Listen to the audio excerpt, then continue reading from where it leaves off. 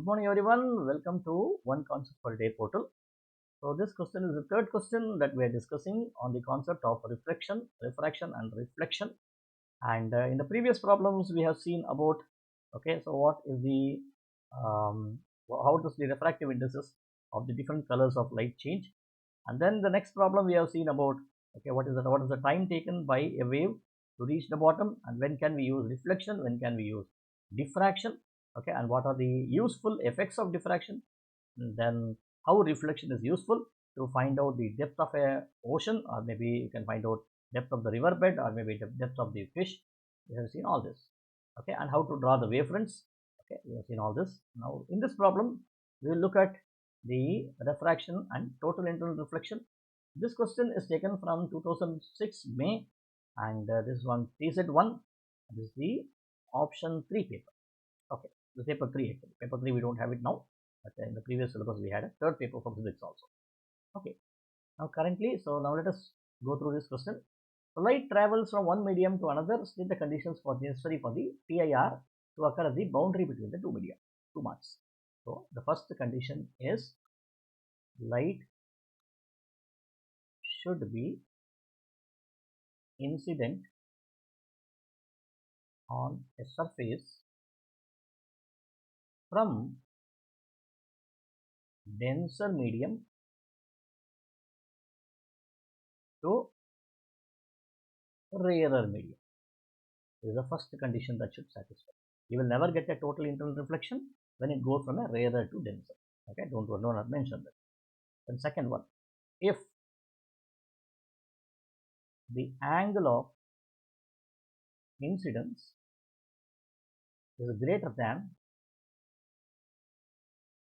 critical angle, then TIR takes place. Okay, so only if the angle of incidence is greater than the critical angle, only then TIR takes place. These two conditions are necessary conditions for the TIR to take place. Now light is incident on a small scratch in the surface of a optical fiber of length of refractive index 1.5. The angle between the ray of the incident ray and the surface of the scratch is 68 degrees as shown. Calculate the angle of refraction of the ray at the surface of the scratch. Now whenever such problems are asked, you are going to use Snell's law. Okay, that's for sure. So it is 1.5 over here, and this is here. Okay, so how is it going? It's going from denser to rarer medium. Okay, now the moment you read this as 68 degrees, do not consider that we are talking about total internal reflection. The reason is because this angle is with the surface. This is not your angle of incidence. Okay, many students make this mistake. So see to it that you first understand what is your angle of incidence. Angle of incidence should always be drawn with respect to the normal to the surface. Now, where is the normal? Normal would be drawn here. Normal would be drawn here. So if this is the normal, this is your angle of incidence. This should be your angle of incidence. Okay, this is your refracted incident ray. This should be angle of incidence. What should this be? This is 90 degree. So this should be 90 minus 68, which should be equal to 22 degrees. This will be your angle of incidence. Okay. Now calculate the angle of refraction. How do I calculate the angle of refraction? Apply Snell's law. How do I apply Snell's law? So first find what is the refractive index of this. Refractive index of this 1.5. I'll write 1.5 times sine I. What is it? 22 is equal to, what is the refractive index of here? 1. It should now be equal to 1 into sine R. Okay. So I do not know what's the value of R. We need to find out this value. Now, so therefore, sine R should be equal to 1.5 times sine 22. Now let us use my calculator. I don't have a calculator. Let me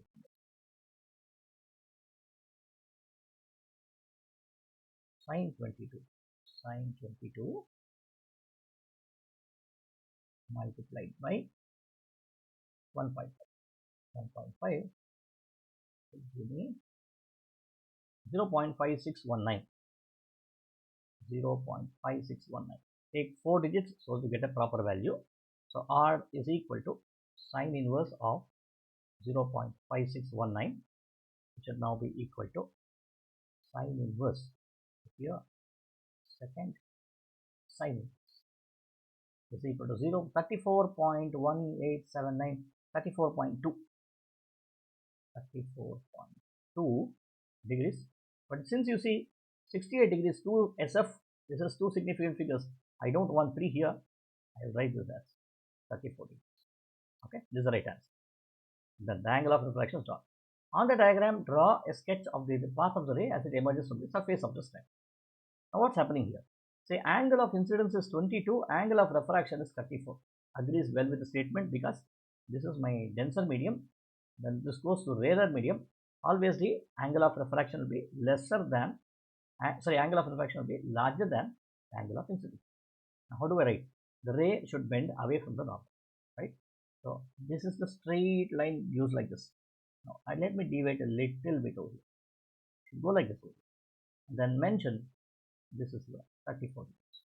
Okay, so with this we get to know how to draw the rays. Then by referring to B2, suggest and explain one reason why in practice optical fibers have an outer covering. Why do you have an outer covering? So there are 2 marks. The first reason I can say is that, see, whenever you have an optical fiber, let us say this is my optical fiber. So rays of light comes inside this optical fiber. It hits over here and then it gets deviation like this. It can get deviated. I want the signal to be continuous. Okay. Now you need to have a layer about it. Now let us say, where am I going to put this layer, optical fiber? I am going to put it, okay, wherever it is. Okay, so I just need to transmit the signal.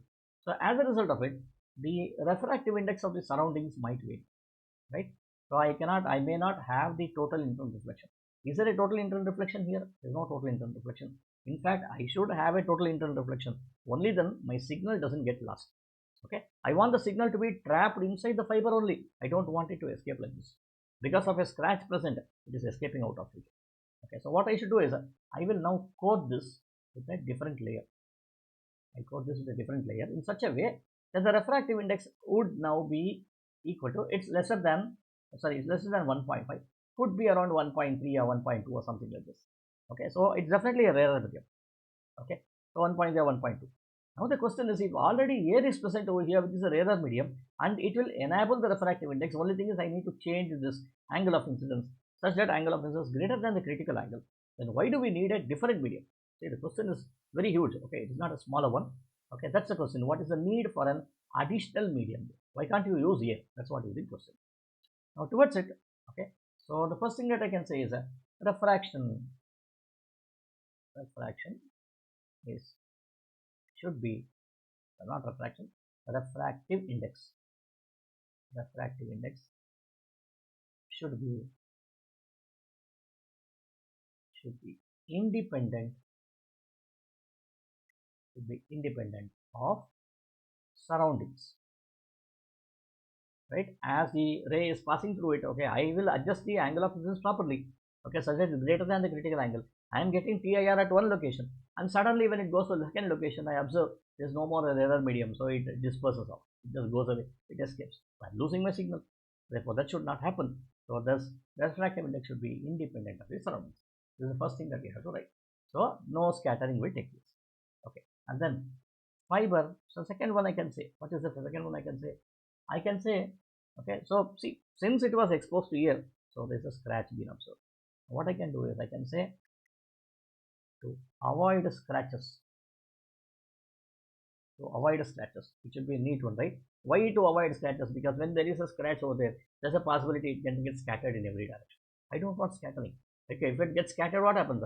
Multiple reflections, the diffuse reflection will happen. When there's a diffuse reflection will happen, each of these reflections will join together, and this will give rise to a different signal. It will obscure the signal. It will destroy the signal. I don't want that to happen. So to avoid scratches, and hence to avoid scattering, a new layer or an outer covering should be present.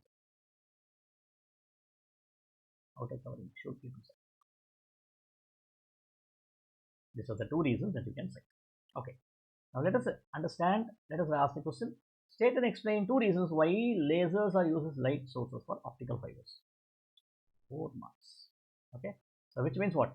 Each of these reasons should have 2 points, so that you get accounted for 4 marks. The first one is, what is a laser? Laser, you have seen laser which is in a red color light or a green color light and so on. So that means when I say red and green, it means what? It is not a white color light. So you are going to have monochromatic light. Monochromatic light is monochromatic. Now what will happen if it is monochromatic? If monochromatic light travels through it, that means every signal will have the same speed. Now let us say, for example, I have a signal which is given by something like 101101 binary digits I have encoded into the signal. Okay, and let us say it has different wavelengths. So what happens is, when it at the receiving end, you should get the same signal.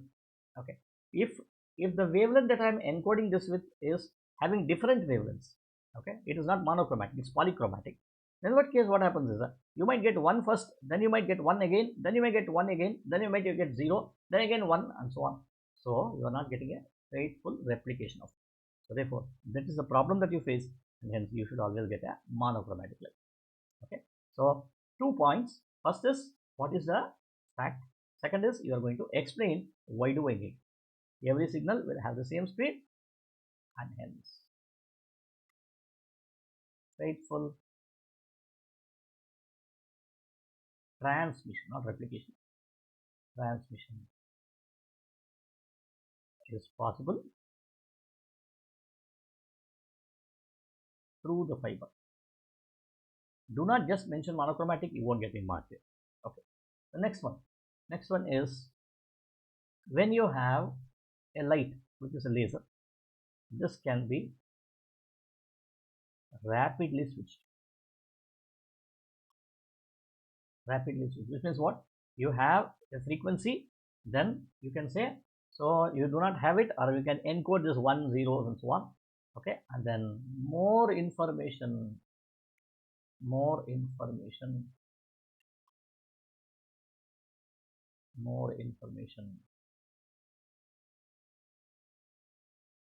can be loaded. Okay, so second reason I can say. If you want, I can write one more reason also. That can be, since you have a laser, it is directed properly. You have a single direction. It is directed unidirectionally, which means what? There is no dispersion. You can't say dispersion, you can say no deviation. And moreover, the lasers are always powerful. Okay, hence no need to amplify. You are reducing the hardware cost also. So thus this could be, any two of these reasons could be useful. Remember, each point carries 2 marks, and therefore it should have 2 different points like this. Okay, so with this we come to an end to this paper. I hope you have understood this one. So before you leave this video, do like, share, comment, and subscribe to my channel so that you can get more updates in future. You can also write back to me, so what else do you need, so that I can put across. Maybe for the next year we'll be doing some videos based on the concepts also, entire IB concepts to be put across this. So to get to know about what has been doing, what has been done, and how it has been improving, you need to be a part of this channel. So be a part of this channel by subscribing to the channel. Thank you.